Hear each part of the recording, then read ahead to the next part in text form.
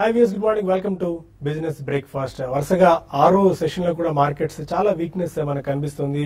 6 సెషన్లలో almost 1000 points వరకు సెన్సెక్స్ నష్టపోయిందని చెప్పుకోవాలి. సెన్సెక్స్ ఫైనల్ గా 274 పాయింట్స్ నష్టపోయి 25,036 దగ్గర క్లోజ్ అయింది. నిఫ్టీ 90 పాయింట్స్ నష్టపోయి 7,612 దగ్గర క్లోజ్ అయింది. 25,000 బిలో టెస్ట్ చేసే అవకాశం ఇవాళ మనకు కనిపిస్తుంది. అండ్ 7,600 బిలో నిఫ్టీ వచ్చినా ఇవాళ ఆశ్చర్యపోవాల్సిన పని లేదన్నట్టు కనిపిస్తుంది. ఎందుకంటే అంతర్జాతీయ మార్కెట్ల నుంచి వస్తున్న నెగిటివ్ సంకేతాల నేపథ్యంలో మార్కెట్స్ లో ఈ వీక్నెస్ మనకు కనిపిస్తుంది. అంతర్జాతీయ మార్కెట్ లో ఆల్మోస్ట్ 7 సంవత్సరాల కనిష్ట స్థాయికి క్రూడ్ ధరలు దిగి వచ్చాయి.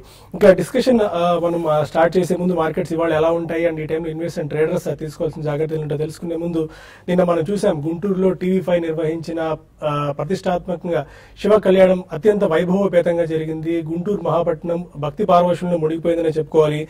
వేలాదిగా తరలి వచ్చిన భక్తులతో పోలీస్ పెరేడ్ గ్రౌండ్స్ ఆధ్యాత్మిక శోభను సంతరించుకుంది.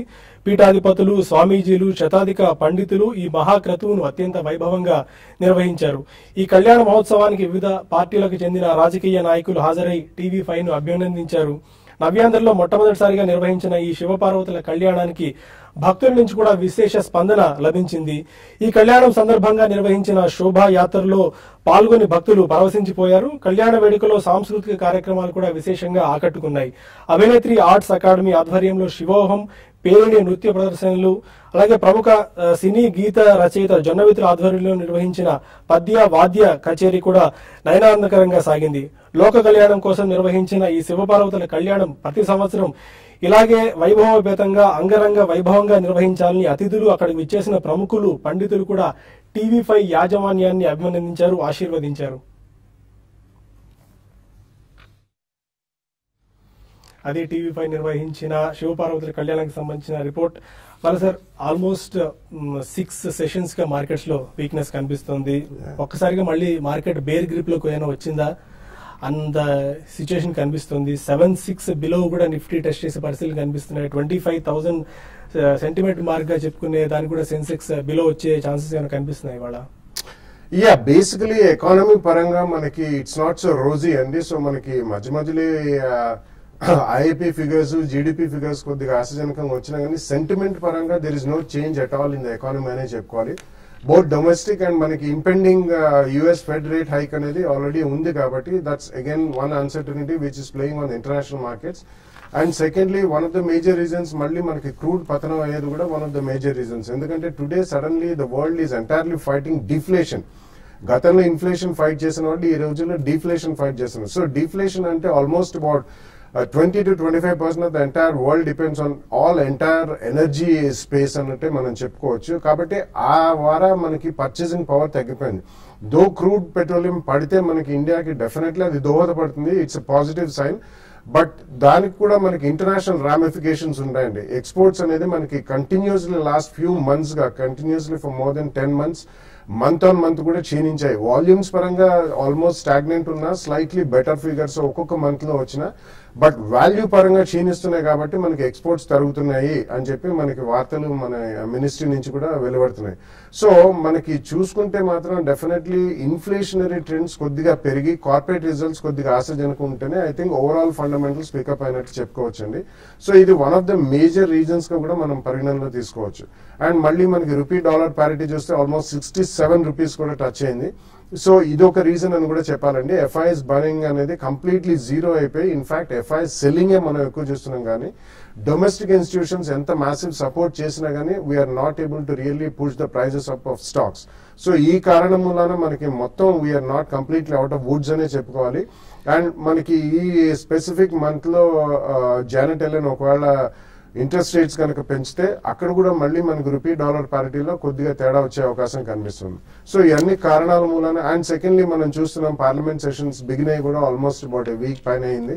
So nothing is positive even in parliament. So parliament లో కూడా ఇంకా ఇట్స్ సేమ్ లాస్ట్ టైం మనకి ఎట్లాగైతే మాన్సూన్ సెషన్ లో కంటిన్యూ అయిందో వింటర్ సెషన్ ఆఫ్ పార్లమెంట్ లో కూడా మనకి గొడవలు ఎక్కువ జరుగుతున్నాయి కానీ nobody is looking forward to passing of the major bills.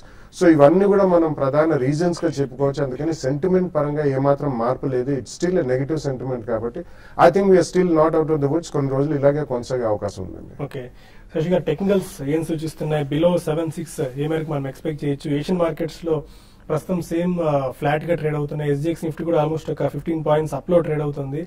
ఇది స్టార్టింగ్ ఇనిషియల్ కొద్దిగా ఏమైనా గ్రీన్ లో ఓపెన్ అయ్యే అవకాశం ఉందా అండ్ సస్టైన్ అవుతుందా 6 సెషన్స్ తర్వాత ఇవాళ? అంటే ఓపెనింగ్ మాత్రం కొంచెం పాజిటివ్ గా ఓపెన్ అవుతుంది. అయితే మనకి గతంలో చూస్తున్నాం లాస్ట్ ఈ లెవెల్ నుంచి నిఫ్టీ రికవరీ కావడం చూసాము. అయితే దీనికి సెల్లింగ్ అనేది కంటిన్యూగా నిన్న ఎంత సెల్లింగ్ ఉంటుందని అనుకోలేదు. యాక్చువల్ గా నిన్న కొంచెం పానిక్ సెల్లింగ్ అనేది చూసాం చాలా రోజుల తర్వాత. అయితే గత 6 రోజులు గత 10 రోజులుగా చూస్తే నిఫ్టీ దగ్గర 4.5% దాకా కరెక్ట్ అయింది. మనకి క్లోజర్ గా 8,000 వరకు వచ్చి నిఫ్టీ అక్కడ నుంచి రివర్స్ అయింది. కాబట్టి ఇక్కడ ఏంటంటే కొంచెం టెక్నికల్ ఇండికేటర్స్ మనకి ఓవర్సోల్ లో అని అన్నట్టుగా అనుకోవచ్చు. ఎందుకంటే 7,500 7,600 వచ్చినప్పుడు అక్కడికి పుట్ రైటర్స్ అక్కడ యాక్టివ్ గా ఉంటున్నారు. కాబట్టి ఈ లెవెల్ నుంచి మార్కెట్ పెద్దగా పడకపోవచ్చు. At the same time market లో బయింగ్ అనేది ఫాలో బయింగ్ అనేది లేదు. మనకి డొమెస్టిక్ ఫండ్స్ నుంచి చాలా స్ట్రాంగ్ బయింగ్ కనపడుతున్నా కూడా ఎఫ్ఐఎస్ మరి ముఖ్యంగా ఎక్కువ సెల్లింగ్ ఉంది. అయితే నిన్న కొంచెం ఇంట్రెస్టింగ్ ఏంటంటే F&Oలో స్టాక్ ఫీచర్స్ లోను తర్వాత ఇండెక్స్ ఫీచర్స్ లోను సెల్లింగ్ కొంచెం తగ్గించారు. అంటే లాస్ట్ ఒక 10 days కొన్న అగ్రెసివ్ సెల్లింగ్ అనేది నిన్న లేదు. కొంత బయింగ్ అనేది మరి ముఖ్యంగా స్టాక్ ఫీచర్స్ లో కొన్ని సెలెక్టెడ్ వాటిలో షార్ట్ కవరింగ్ అనుకోవచ్చు లేకపోతే బయింగ్ అనుకోవచ్చు. బయింగ్ జరిగింది కాబట్టి మార్కెట్స్ కొంచెం ఈ రేంజ్ లో ఉంటాయి. బట్ నెక్స్ట్ వచ్చే కొద్ది రోజుల్లో గ్లోబల్ మార్కెట్ చాలా స్ట్రాంగ్ ఉండి తర్వాత పార్లమెంట్ లో జిఎస్టీ బిల్ నిన్న కూడా చూసాం. అన్సర్టనిటీ అనేది జిఎస్టీ బిల్ మీద ఎక్కువ ఉంది. కాబట్టి ఏవైతే గవర్నమెంట్ రిఫార్మ్స్ ని స్ట్రెంగ్తన్ గా చేసిందంటే మార్కెట్ లో పాజిటివ్ అంశం అవుతుంది. ప్లస్ వాల్యూమ్స్ కూడా నెక్స్ట్ వీక్ నుంచి బాగా తగ్గే అవకాశం ఉంది. కాబట్టి మార్కెట్స్ ఒక రేంజ్ లోనే ఉండే అవకాశం ఉంది. 7,800 దగ్గర నిఫ్టీకి చాలా రెసిస్టెన్స్, అంటే ఇక్కడ నుంచి దగ్గర 150 పాయింట్స్ ఉంది. ఆ లెవెల్ కి వచ్చి మళ్ళీ మార్కెట్స్ ఆగొచ్చు. బట్ నెక్స్ట్ వచ్చే కొద్ది రోజుల్లో రేంజ్ బౌండ్ ఉంటూ కొంచెం ఈ రోజు మాత్రం కొంచెం పెరగడానికి నిఫ్టీ అవకాశం ఉంది. అందులో భాగంగా బ్యాంక్ నిఫ్టీ ఒకటి కొంచెం స్ట్రాంగ్ ఉందని చెప్పొచ్చు. ఉన్న వాటిలో చిన్న డిప్ వచ్చినా కూడా బ్యాంక్ నిఫ్టీని బై చేసుకోమంటాను. నేను క్లోజింగ్ చూసుకుంటే 16,720, కాబట్టి 16,700 ఆ లెవెల్కి వచ్చినప్పుడు బై చేసుకుని 16,600 దగ్గర స్టాప్ లాస్ పెట్టుకోమంటాను. 16 క్లోజర్ గా 17,000 నెక్స్ట్ ఫ్యూ సెషన్ లో రావడానికి అవకాశం ఉంది. తర్వాత ఇండివిజువల్ స్టాక్స్ విషయానికి వస్తే ఈవెన్ ఎస్ బ్యాంక్ కూడా కొంత ఓవర్సోల్డ్ లెవెల్లో ఉంది. దాన్ని 720 పైన కానీ సస్టైన్ కాగలిగితే దాన్ని కూడా బయింగ్ పొజిషన్ తీసుకోమంటాను. 716 దగ్గర స్టాప్ లాస్ పెట్టుకోమంటాను. తర్వాత రిలయన్స్ ఇండస్ట్రీస్ ఒకటి 980 లెవెల్స్ నుంచి వన్ సైడెడ్ గా డౌన్ ట్రెండ్ చూసాం. బట్ 920 అనేది చాలా సార్లు ఇక్కడ నుంచి రికవరీ కావడం చూసాం రిలయన్స్. కాబట్టి దాన్ని కూడా రిలయన్స్ లో కూడా బై తీసుకోమంటాను. అయితే సెల్లింగ్ విషయానికి వస్తే కొన్ని ఐటీ కంపెనీస్ ని సెల్ చేసుకోవచ్చు. అదేవిధంగా ఐటీసీ ఒకటి క్లోజర్ గా 320 దగ్గరికి వచ్చినప్పుడు సెల్ చేసి 324 దగ్గర స్టాప్ లాస్ పెట్టుకోమంటాను. 312 అండ్ 310 దాకా రావడానికి అవకాశం ఉంది. ఓకే, అండ్ ఒక డేటా పరంగా చూసుకున్నట్టయితే వరుసగా 6 సెషన్లుగా మార్కెట్స్ లో వీక్నెస్ మనం చూస్తున్నాం. ఒక ప్రొవిజనల్ డేటా నిన్న వచ్చిన దాని ప్రకారం FIs 500 crores of net selling చేసినట్టు మనకు అర్థమవుతుంది. అండ్ ఈ పాస్ట్ 1 మంత్ డేటా ఒకసారి చూసుకున్నట్టయితే ఆల్మోస్ట్ 11,000 కోట్ల రూపాయల విలువైన స్టాక్స్ ఓవర్సీస్ ఇన్వెస్టర్స్ మన మార్కెట్స్ నుంచి పుల్అవుట్ చేశారని చెప్పి అర్థమవుతుంది. అండ్ ఇప్పుడు రిటైల్ ఇన్వెస్టర్స్ ఎంతో ఆత్రంగా అయితే చూస్తున్న Alkem labs and doctor Lal path labs సంబంధించిన IPOs చాలా ఇంట్రెస్టింగ్ గా చూస్తున్నారు. మోస్ట్ ఆఫ్ ది ఎక్స్పర్ట్స్ అంతా ఈ 2 IPOs కు సబ్స్క్రైబ్ చేసుకోవచ్చు అని చెప్పి సలహా ఇస్తున్నారు. ఈ నేపథ్యంలో నిన్న ఆల్మోస్ట్ ఒక 1 పాయింట్ ఇవాళ ఇంకా మిగిలే ఉంది. బట్ నిన్నటిగా సెకండ్ డేలోనే 1.41 టైమ్స్ ఆల్కెమ్ ల్యాబ్స్ సబ్స్క్రైబ్ అయిందని చెప్పుకోవాలి. HNI డేటా ప్రకారం ఇన్స్టిట్యూషనల్ ఇన్వెస్టర్స్ వచ్చిన డేటా ప్రకారం ఆల్మోస్ట్ ఒక 2.33 టైమ్స్ ఆల్కెమ్ ల్యాబ్స్ సబ్స్క్రైబ్ అయింది. అండ్ HNI డేటా ప్రకారం ఆల్మోస్ట్ ఒక 64% వార ఆల్కెమ్ ల్యాబ్ సబ్స్క్రైబ్ అయింది. ఓవరాల్ గా 1.27 టైమ్స్ రిటైల్ పోర్షన్ లో ఆల్కెమ్ ల్యాబ్ సబ్స్క్రైబ్ అయింది. ఇక doctor Lal path labs almost ఒక 3 టైమ్స్ సబ్స్క్రైబ్ అయింది అని చెప్పుకోవాలి. ఫైనల్ గా HNI వాటా ప్రకారం ఆల్మోస్ట్ 57% అండ్ రిటైల్ పోర్షన్ లో 1.56 టైమ్స్ ఓవర్ సబ్స్క్రైబ్ అయింది. స్టిల్ ఇంకా ఇవాళ కూడా డేటా మనకు టైం మిగిలే ఉంది కాబట్టి మరింత ఈ 2 IPOs కు స్పందన వచ్చే అవకాశం మనకు కనిపిస్తుంది. ఇంకా కొంతమంది కాలర్స్ లైన్ లో ఉన్నారు. ఫస్ట్ కాలర్ ఉన్నారు. హలో చెప్పండి గోపి. చెప్పండి కిషోర్. హలో, గుడ్ మార్నింగ్ అండి. మార్నింగ్ అండి. నేను డాక్టర్ రెడ్డిస్ సన్ఫార్మా ఒక 2 years పాటు వెయిట్ చేయగలనండి. ఈ లెవెల్స్ లో తీసుకొస్తే ఇంకా వెయిట్ చేయమంటారా? అలాగే మ్యూచువల్ ఫండ్స్ గురించి కూడా కొంచెం చెప్పండి. Axis long term, SBI blue chip, ICICI value discovery తీసుకున్నాను. ఇంకా ICICI exports and food services, ఇంకా మిగతా అదర్ 2 మ్యూచువల్ ఫండ్స్ మనం చెప్పగలరా లాంగ్ టర్మ్ కోసం? Fine, will take 2 stocks and 2 mutual funds అండి. డాక్టర్ రెడ్డిస్ ల్యాబ్స్ బిలో 3,000 వచ్చింది. స్టిల్ వాళ్ళు FDAకి సంబంధించిన రిపోర్ట్ ఇచ్చినప్పటికీ కూడా మార్కెట్స్ దానికి ముందు 3000 వరకు వచ్చి మళ్ళీ రికవర్ వచ్చి 3300 వరకు వచ్చి మళ్ళీ కరెక్ట్ అయిందండి. ఈవెన్ వీళ్ళు రిప్లై ఇచ్చినా కూడా దానికి యుఎస్ఎఫ్డి వాళ్ళు సాటిస్ఫై లేనట్టున్నారు. బట్ సంభవ్ స్టాక్ అయితే మాత్రం బాగా కరెక్ట్ అయింది. 3000 బిలో కూడా ట్రేడ్ అయింది. కాబట్టి ఇటువంటి పానిక్ సిచ్యువేషన్ లో మీరు లాంగ్ టర్మ్ అంటున్నారు కాబట్టి ఆల్రెడీ 40% స్టాక్ పడింది కాబట్టి 2 to 3 years మీకు అనుకుంటే మాత్రం డెఫినెట్ గా రెడ్డి ల్యాబ్స్ మీరు బై చేయొచ్చు. స్ట్రాంగ్ ఫండమెంటల్స్ ఉన్న కౌంటర్ ప్లస్ రీసెంట్ గా ఉన్న ఎక్స్పెన్సివ్ కూడా ఈ కరెక్షన్ తో కొంచెం వాల్యుయేషన్స్ అట్రాక్టివ్ గా కనపడుతున్నాయి. దాని దృష్టిలో పెట్టుకుంటే క్లోజర్ గా ఈ లెవెల్లో ఒక బయింగ్ పాయింట్ లో కొనుక్కోండి. తర్వాత 2800 ఆ లెవెల్ ఇంకొక బయింగ్ ప్రైస్ పాయింట్ పెట్టి కొనుక్కోవచ్చు. ఈవెన్ సన్ ఫార్మా కూడా చూసాము లాస్ట్ 3 క్వార్టర్లు కూడా చాలా వీక్ గా ఉన్నాయి. బట్ క్లోజర్ గా 720 ఆ లెవెల్ సన్ ఫార్మా కూడా బాటమ్ అవుట్ అయినట్టు కనపడుతుంది. But Sun Pharma compare to Reddy Labs తో కంపేర్ చేసుకుంటే కొంచెం ఒక హై లెవెల్ సెల్లింగ్ రావచ్చు. బట్ 2 to 3 years అంటున్నారు కాబట్టి డెఫినెట్ గా రెండు కూడా టాప్ కంపెనీస్ ఇండియాలో చూసుకుంటే ఎక్స్పోర్ట్ వైజ్ గా టాప్ కంపెనీనే ప్లస్ ఈ డొమెస్టిక్ మార్కెట్ లో కూడా మంచి సేల్స్ ఫిగర్స్ ఉన్న కంపెనీస్ కాబట్టి రెండింటిని కూడా బై చేసుకోవచ్చు. ఓకే మళ్ళీ సార్ టూ మ్యూచువల్ ఫండ్స్ అడిగారు. ఒకటి యాక్సిస్ లాంగ్ టర్మ్ ఒకటి and ICICI value discovery fund. Yeah, I think Axis long-term equity fund is actually a tax fund, and so definitely I think it's a good one. Excellent performance last 3-4 years lo kuda undi. And similarly ICICI value discovery kuda baane undandi. It's almost like a multi-cap fund kabatti ee renditlo definitely I think you can go out and do your SIP. And baga market క్షీణించింది కాబట్టి probably కొద్దిగా next week 10 days lo even bulk money can be committed అని అనిపిస్తుంది.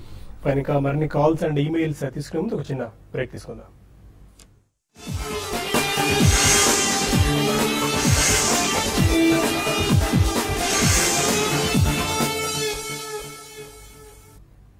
Welcome back to business breakfast. మరో caller Kadapa నుంచి రమేష్ ఉన్నారు. అడగండి Ramesh. Hello sir, good morning sir. Morning అండి. Sir క్యాస్టెక్స్ అనేది నిన్న అంటే గ్రూప్ ఆల్రెడీ కొన్నాను సార్. 7500 షేర్స్ కొన్నాను. 19 రూపీస్ 10 పైసలో. అది హోల్డ్ చేయమంటారా? డౌన్ సైడ్ రిస్క్ ఏమైనా ఉందా? అప్పుడు ఎంతవరకు వెళ్తుంది చెప్పండి సార్. ఒకసారి రిపీట్ చేయండి స్టాక్. క్యాస్టెక్ సార్. క్యాస్టెక్. అవును సార్. ఏ ప్రైస్ లో తీసుకున్నారు? 19 రూపీస్ 10 పైస సార్.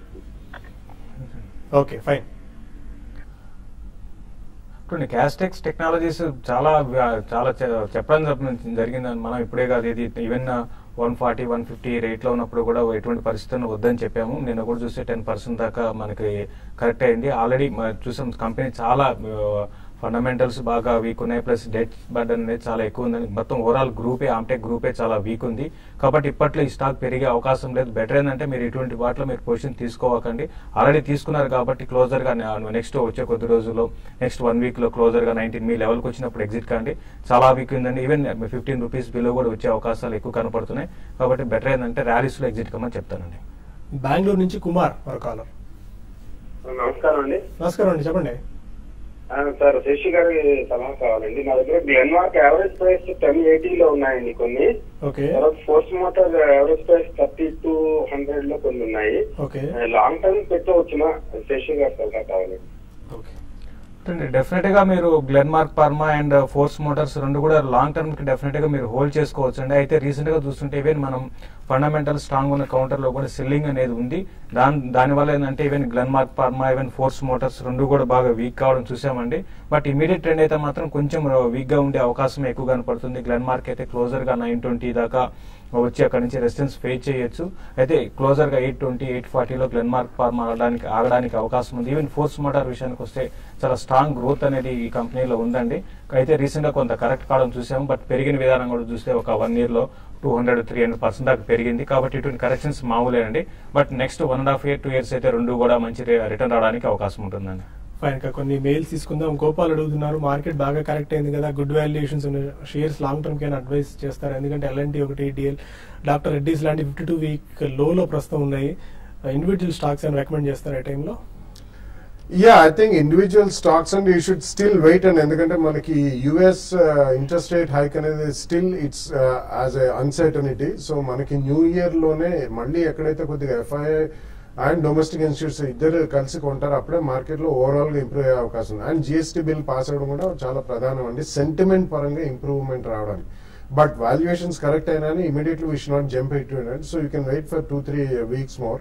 బట్ అలా చూసుకుంటే మీకు రూపీ బాగా క్షీణించింది కాబట్టి probably IT and pharma fit the bill అండి. ఈవెన్ లార్జ్ క్యాప్స్ కూడా బాగా కరెక్ట్ అని large and mid cap stocks IT and ఫార్మాలో కొనుక్కోవాలి. ఓకే, వెంకట్ ఒక మెయిల్ చేశారు.